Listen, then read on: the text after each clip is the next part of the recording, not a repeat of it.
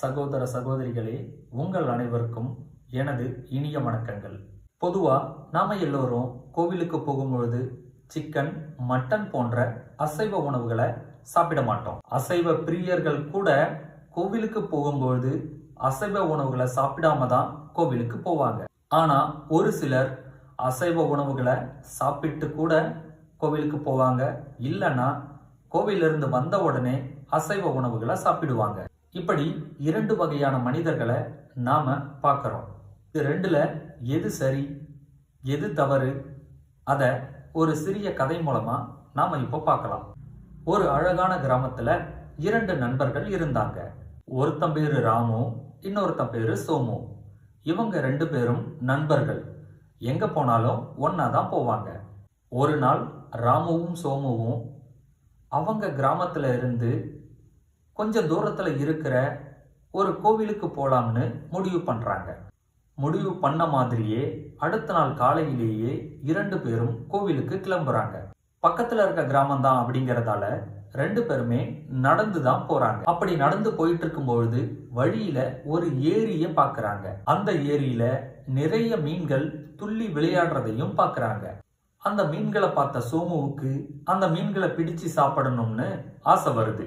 தன்னுடைய ஆசைய சோமு தன்னுடைய நண்பனான ராமு கிட்ட சொல்றான். அதை கேட்ட ராமு கோவிலுக்கு போகும்பொழுது அசைவ உணவுகளை சாப்பிடக்கூடாது, மீன் மட்டும் இல்ல வேற எந்த அசைவ உணவுகளையும் சாப்பிடக்கூடாது அப்படின்னு சொல்றான். அதை கேட்ட சோமு மீன்களை பிடிச்சு சமைச்சு சாப்பிட்டுட்டு அதுக்கப்புறம் கோவிலுக்கு போலாம், அது அவ்வளோ பெரிய தப்பு ஒன்றும் இல்லை அப்படின்னு ராமு கிட்ட சொல்லி பார்க்கறான்.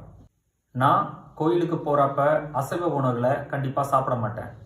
உனக்கு மீன்களை சாப்பிடணும்னு ஆசை இருந்தா நீ அதை சமைச்சு சாப்பிட்டுட்டு அதுக்கப்புறம் கோயிலுக்கு வா, நான் தனியாவே கோயிலுக்கு போறேன் அப்படின்னு ராமு கோவிலுக்கு தனியாவே கிளம்புறான். கோவிலுக்கு போய் சாமியையும் தரிசனம் பண்ணி முடிக்கிறான். ஆனா சோமு ஏரியில இருந்த மீன்கள் எல்லாம் பிடிச்சு அங்க கிடந்த சுள்ளிகள் மூலமா தீ மூட்டி அதுல அந்த மீன்களை சமைச்சு ஆசதீர சாப்பிட்டுட்டு ரொம்ப திருப்தியோட அதுக்கப்புறம் கோவிலுக்கு போய் சாமிய தரிசனம் பண்றான்.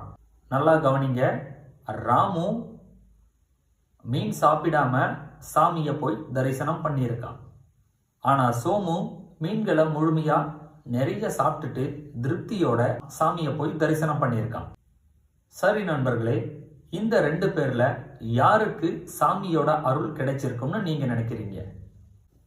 ராமுவுக்கா அல்லது சோமுவுக்கா? மீன் சாப்பிடாம போன ராமுவுக்கு சாமியோட அருள் கிடைக்கல. மீனை திருப்தியா சமைச்சு சாப்பிட்டுட்டு போன சோமுவுக்கு தான் சாமியோட அருள் கிடைச்சது. இது எப்படி சாத்தியம்? அது ஏன் தெரியுமா? சோமு ஏரியில மீன் பிடிக்க ஆரம்பிச்சப்போ ராமு தனியா கோவிலுக்கு நடந்து போக ஆரம்பிச்சான் இல்லையா? அப்படி அவன் நடந்து போயிட்டு இருக்கும் பொழுது, அதாவது கோவிலை நோக்கி அவன் நடந்து போயிட்டு இருக்கும் பொழுது என்ன நினைச்சிட்டு போனான் தெரியுமா? நாமும் சோமு கூட மீன் சாப்பிட்டுட்டே வந்திருக்கலாம், இந்நேரம் அவன் மீனை பிடிச்சிருப்பான், இந்நேரம் சமைச்சிருப்பான், அந்த மீன் வேற ரொம்ப ருசியா இருக்கும், அந்த மீனை சாப்பிட்றதுக்கு நமக்கு இன்னைக்கு கொடுத்து வைக்கல, நாம கோயிலுக்கு போயிட்டு சாமியை தரிசனம் பண்ணிட்டு திரும்ப வரதுக்குள்ள ஏரியில மீன் இருக்குமா இருக்காதா, இல்ல வேற யாராவது வந்து பிடிச்சிட்டு போயிடுவாங்களா, இப்படி அந்த மீனை பத்தியே யோசிச்சுக்கிட்டே ராமு கோயிலுக்கு போய் சாமியை தரிசனம் பண்ணான். ராமுவோட எண்ணம் எல்லாமே மீன் மேலதான் இருந்துச்சு. சாமிய தரிசனம் பண்றப்ப கூட அவனுடைய எண்ணம் அந்த மீன் மேலதான் இருந்துச்சு. அதனாலதான் ராமுவுக்கு சாமியோட அருள் கிடைக்கல. ஆனா சோமு ஏரியில மீனை பிடிச்சு அதை நல்லா சமைச்சு திருப்தியா சாப்பிட்டுட்டு அதுக்கப்புறம் வேற எந்த சிந்தனையும் இல்லாம மனசு முழுக்க சாமிய மட்டுமே நினைச்சுக்கிட்டு முழுமையான ஈடுபாட்டோட சாமிய தரிசனம் பண்ணான். அதனாலதான் சாமியோட அருள் சோமுவுக்கு முழுமையா கிடைச்சது. நாம சைவம் சாப்பிட்டுட்டு கோயிலுக்கு போறோமா இல்ல அசைவம் சாப்பிட்டுட்டு கோயிலுக்கு போறோமா அப்படிங்கறதெல்லாம் முக்கியம் இல்லை. சாமியும் அதை எதிர்பார்க்கிறது இல்லை. இது முழுக்க முழுக்க கோவிலுக்கு போறவங்களோட மனசு சம்பந்தப்பட்டது. கோவிலுக்கு போறப்ப அசைவ உணவுகளை பத்தி மட்டுமே சிந்திச்சுக்கிட்டு கோவிலுக்கு போறதும் தப்பு. அசைவ உணவுகளை சாப்பிட்டுட்டு கோவிலுக்கு போறோமே அப்படின்னு ஒரு குற்ற உணர்வோட கோவிலுக்கு போறதும் தப்பு. அசைவ உணவுகளை சாப்பிட்டாலும் அதை அந்த கணமே மறந்துட்டு கடவுளை மட்டுமே மனசுல நினைச்சுக்கிட்டு முழு மனசோட முழு ஈடுபாட்டோட மனசை ஒருமுகப்படுத்தி சாமியை தரிசனம் பண்ணா கடவுளோட அருள் நமக்கு நிச்சயமா கிடைக்கும். அசைவ உணவுகளை சாப்பிட்டாலும் அதை அந்த கணமே மறந்துட்டு மனசு முழுக்க கடவுளை மட்டுமே நிரப்பிக்கிட்டு கோவிலுக்கு போறது தவறே இல்லை. முழு மனசோட முழு பக்தியோட முழுமையான ஈடுபாட்டோட சாமியை கும்பிடுறது தான் முக்கியம்.